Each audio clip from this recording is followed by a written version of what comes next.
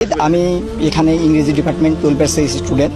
আমাদের দাবি আমরা এখন বর্তমানে এক দফাতে পৌঁছাইছি, সেটা হচ্ছে সকল প্রকার অযৌক্তিক এবং সকল প্রকার অযৌক্তিক কোটাগুলো, বৈষম্যমূলক কোটাগুলোকে দূর করে প্রথম থেকে চতুর্থ শ্রেণী পর্যন্ত যথাযথ কোটা সংস্কার করা।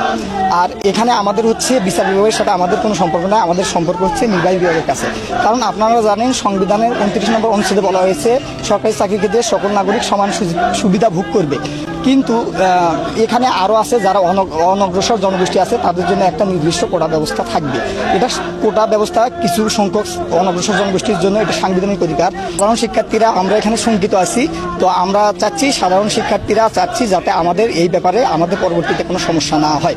কারণ এখানে যে সমস্যাটি হয়েছিল সেই সমস্যাটি আমরা সাধারণ শিক্ষার্থী দায়ী না, এখানে তৃতীয় পক্ষ ঢোকার কারণে তারা বাধা দেওয়ার কারণে এই পরিস্থিতি হয়েছিল। সুতরাং আমরা আশঙ্কা প্রকাশ করতেছি। সুতরাং আমাদের আশঙ্কায় সারা বাংলাদেশের শিক্ষার্থীরা একমত প্রকাশ করবে বলে আমি আশা পোষণ